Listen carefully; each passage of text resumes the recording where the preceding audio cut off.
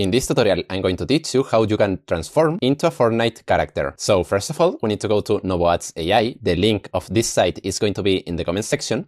And once you arrive here, you need to create an account. After that, well, here you can see that I was trying the prompt. So to have a result like this one, we have to go to Image. Now here we have to click in Settings and change the model to GPT Image 2.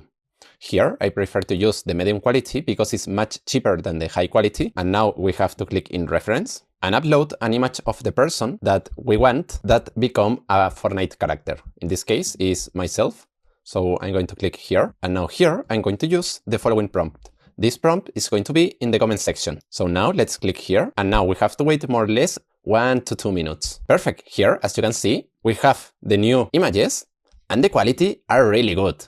Personally, I like them a lot. So if you want to transform a person into a Fortnite character, remember that the prompt is going to be in the comment section. And I want to tell you that in NovoAds AI, we have an offer that you can try this platform for just $1.